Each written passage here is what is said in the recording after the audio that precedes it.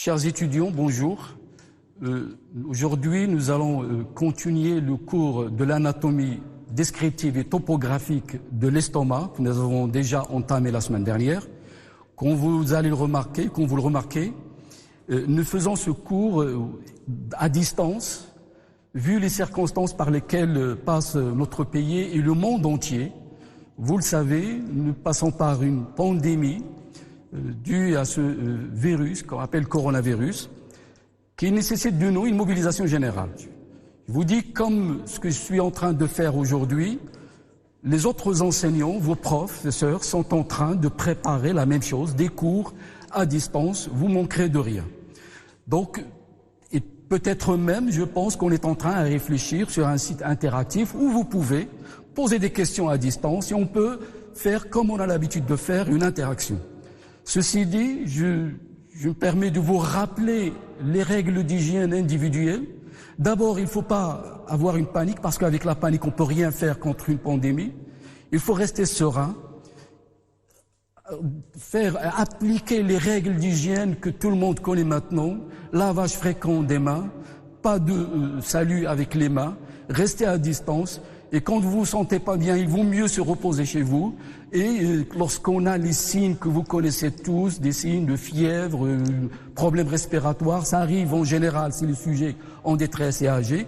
Mais si n'importe qui parmi nous ressent des symptômes pareils, et là le numéro que vous connaissez, le 0800 47 47, si je ne me trompe pas, vous pouvez appeler et vous avez tout le personnel médical partout dans le pays est à votre disposition.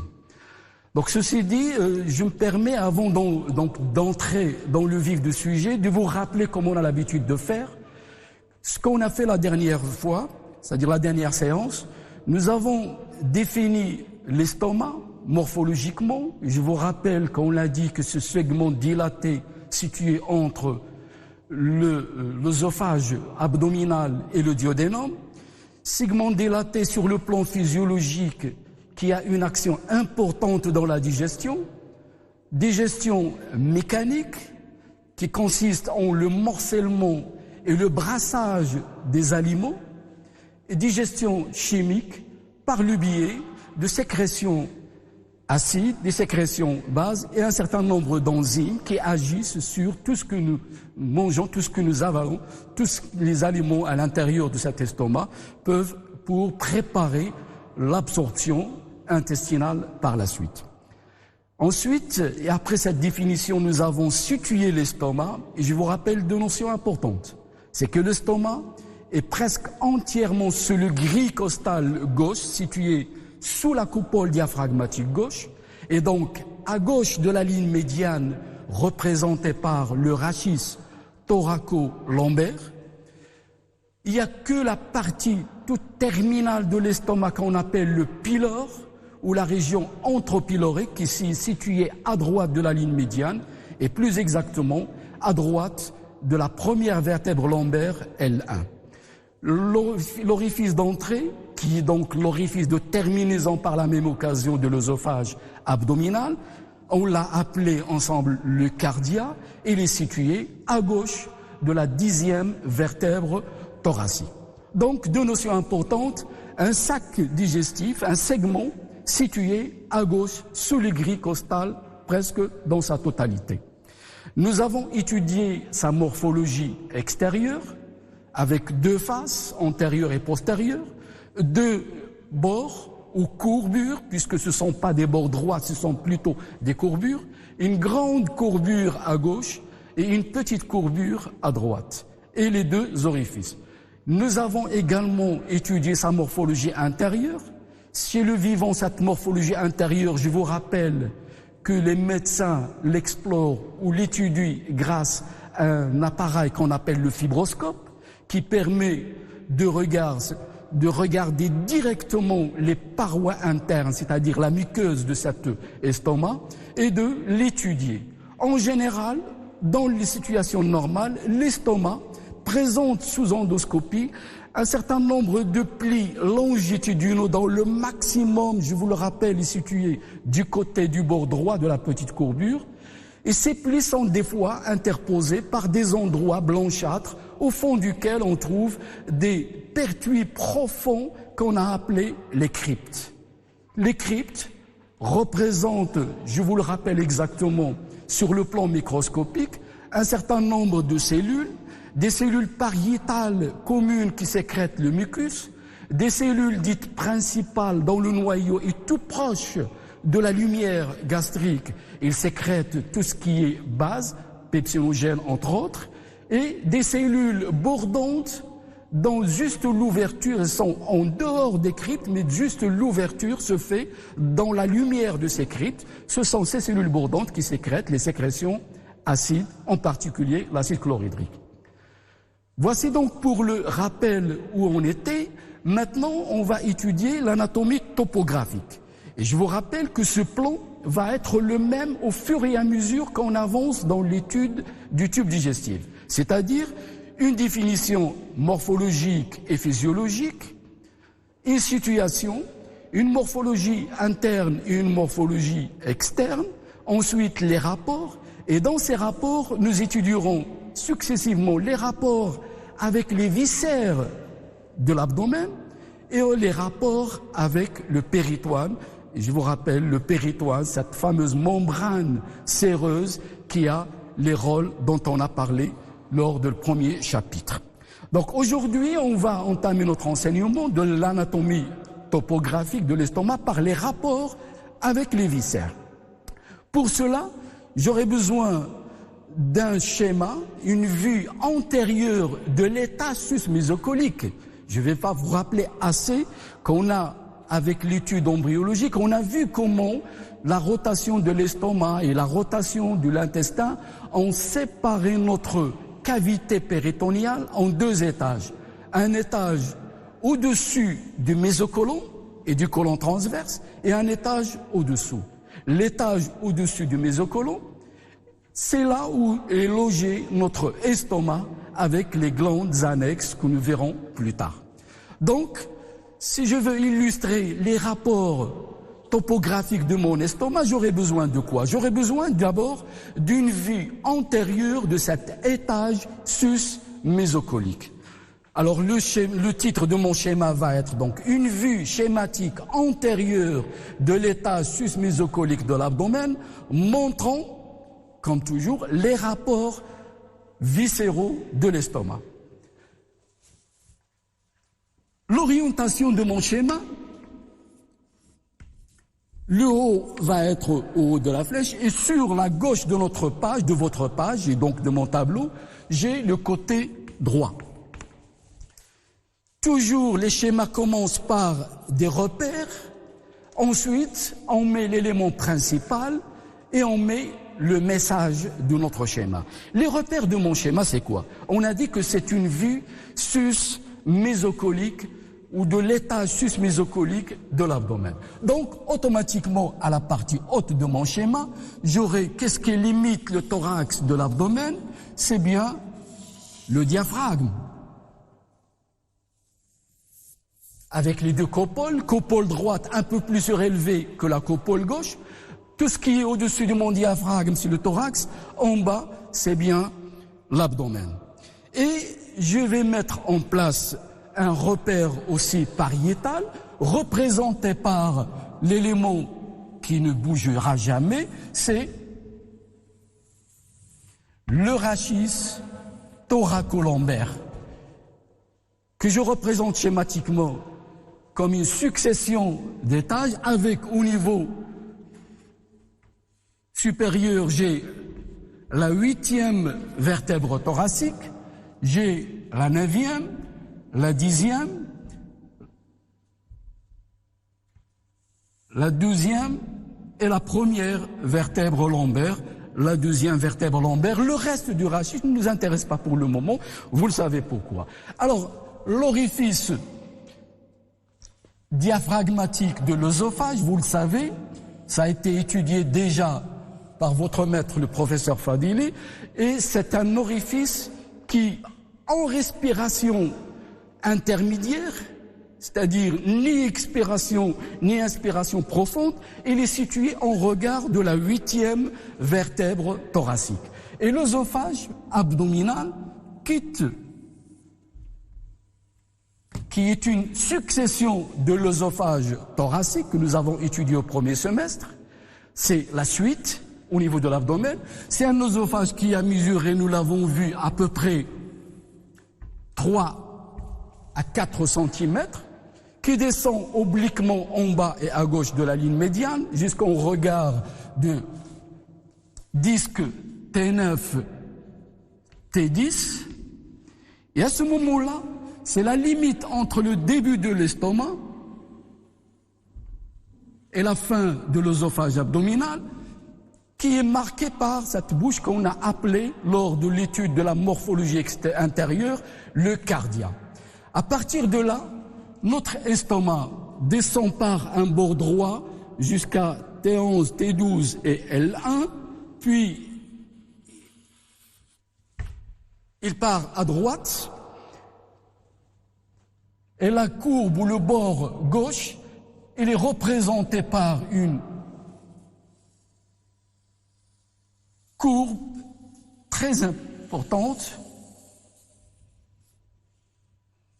et qui va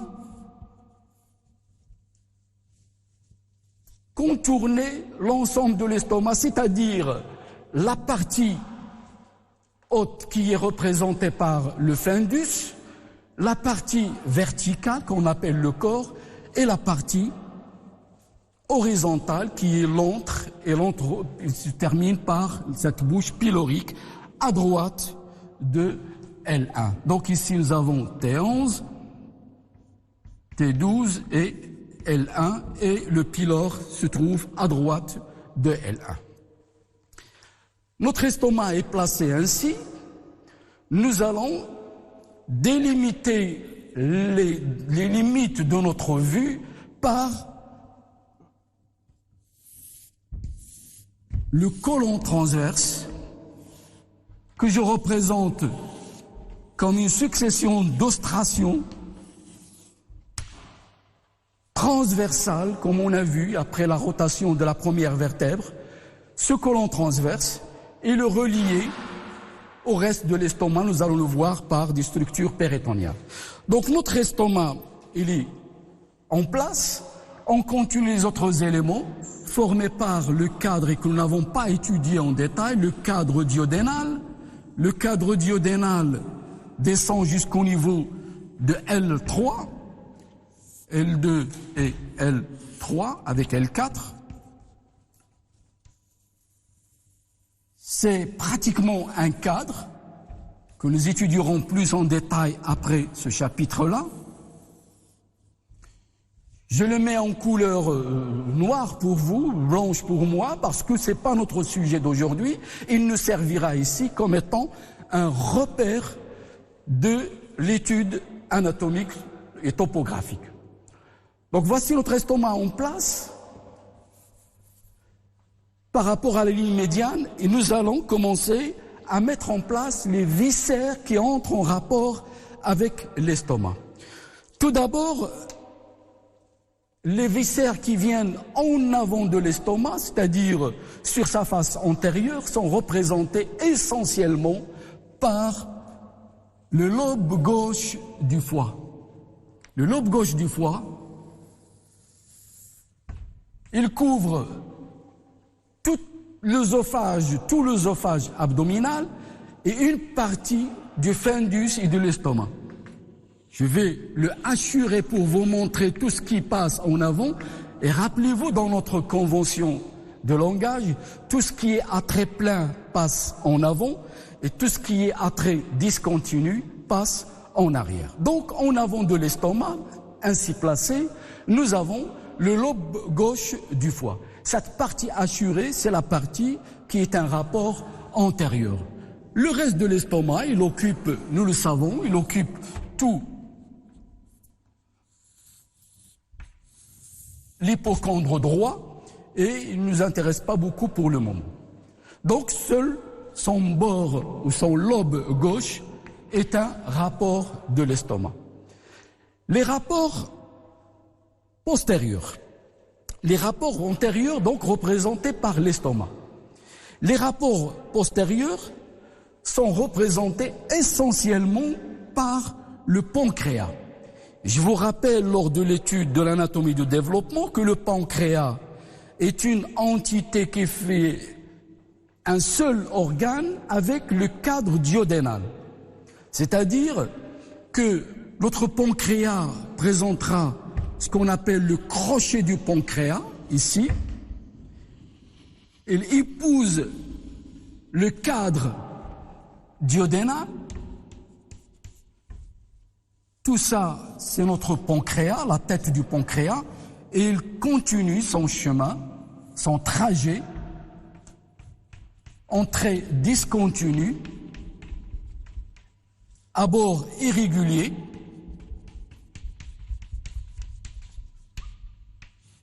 jusqu'au quoi? Jusqu'à un organe que vous connaissez, qu'on a déjà vu, qui est représenté par la rate.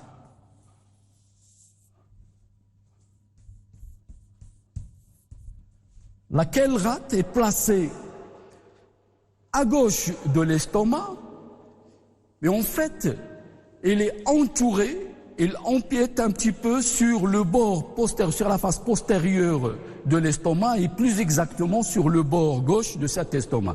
C'est-à-dire que la rate, si dans un schéma éclaté, on la voit à gauche de la grande courbure, mais son bord, elle a trois bords, un bord antérieur, crénelé et régulier, et un bord postéro-gauche, qui est du côté du diaphragme, et un bord postéro-médial, en dedans, qui est situé derrière l'estomac. Je vais également le hachurer parce que cette partie de la rate est un rapport postérieur de l'estomac. Donc, nous avons le lobe gauche du foie, qui est un rapport antérieur. Nous avons la rate, qui est un rapport gauche, mais sa partie postéromédiale est un rapport postérieur de l'estomac. Et tout le pancréas, et en particulier le corps du pancréas, avec la queue, sont des rapports postérieurs de l'estomac. En fait, ici, ce n'est qu'un rappel de ce qu'on a déjà vu lors de l'anatomie de développement, puisqu'on a déjà vu que le pancréas a été fixé sur la paroi postérieure, a été exclu de la cavité péritonéale, juste derrière l'estomac. Donc, le pancréas est un rapport postérieur par l'intermédiaire de quoi? Eh bien, par l'intermédiaire de cet espace derrière l'estomac qu'on a nommé, qu'on a appelé la dernière fois l'arrière-cavité des épiplombs. Nous allons le voir plus précisément sur d'autres schémas. Donc, je reviens à ma vue antérieure. L'estomac, il est recouvert en haut par le diaphragme, la coupole gauche, recouverte en avant par le pôle ou le lobe gauche du foie. En arrière, il répond au corps du pancréas. À gauche et légèrement en arrière, il répond à la rate, dont le bord postéromédial est un rapport vraiment postérieur. Le reste du corps de la rate est un rapport gauche de l'estomac. Quels sont les autres éléments qui entrent en rapport?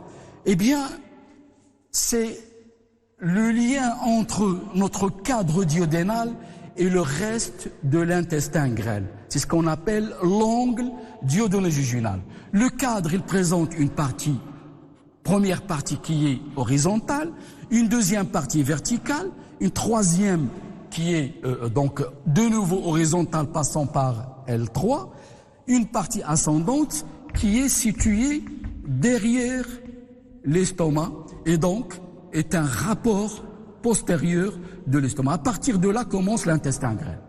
Donc cet angle duodéno-jejunal est un rapport postérieur de l'estomac.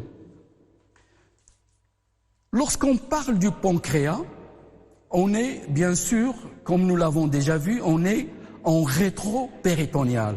Et quel est l'organe, le principal organe qui est en rétropéritonéal, en dehors bien sûr de l'aorte sur la ligne médiane, ce sont les deux reins.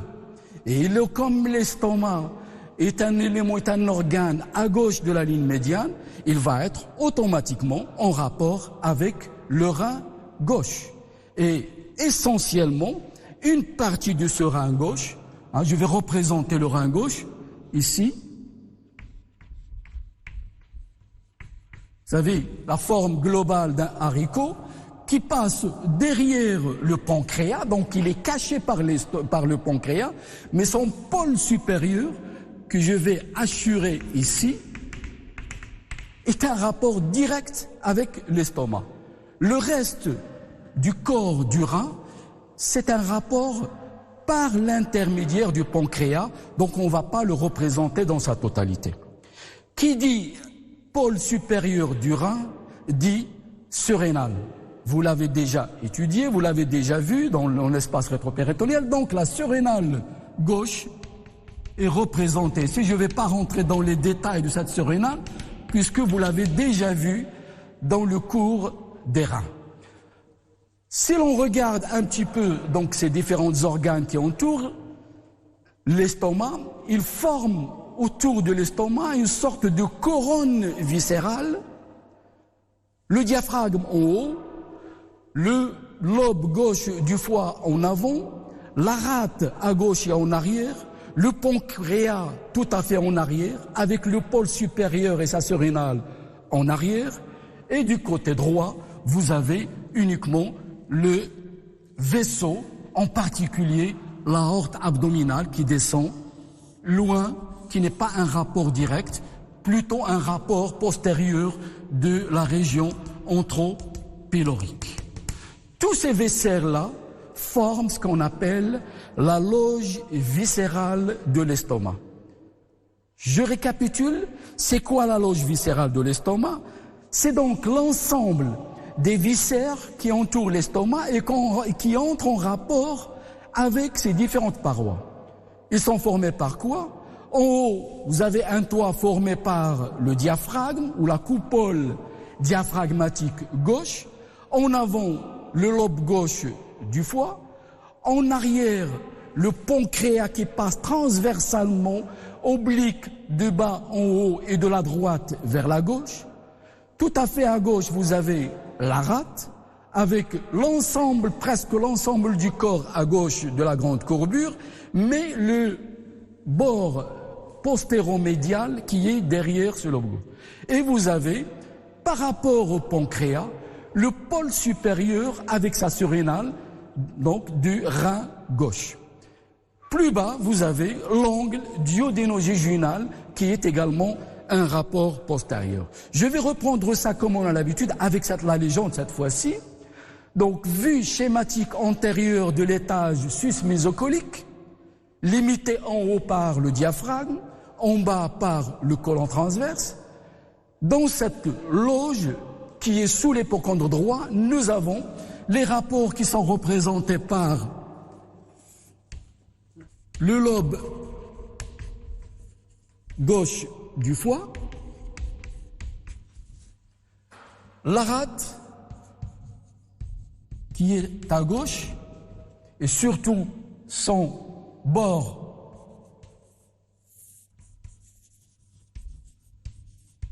postéromédial. Nous avons le corps du pancréas,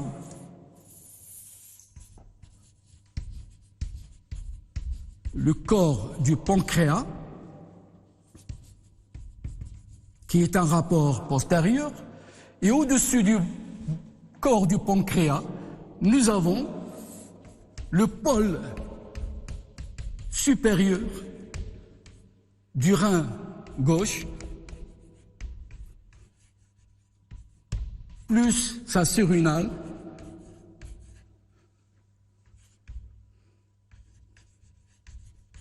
gauche.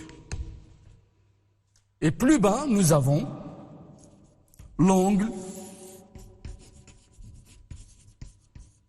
duodéno-jéjunal qui est un rapport postérieur. En arrière et vers la droite, vous avez les gros vaisseaux de l'abdomen représentés ici essentiellement par l'aorte abdominale. Et justement, on regarde la 12e vertèbre, un vaisseau, un tronc important pour cet état susmésocolique qui est représenté par le tronc cœliaque, que je représente ici sous forme donc d'une émanation, d'une émergence d'un vaisseau, nous allons le voir en détail plus tard, qui est donc le tronc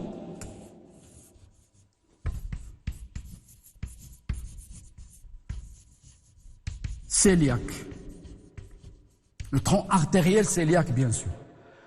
Donc voici les différentes structures anatomiques, les différentes viscères qui entrent en rapport avec l'estomac dans cet étage sus-mésocolique. On va maintenant passer au rapport avec le péritoine. Tous ces éléments-là, vous le savez, ne peuvent pas entrer en rapport direct, ils sont en rapport avec l'estomac par l'intermédiaire de structures péritoniales que nous avons déjà définies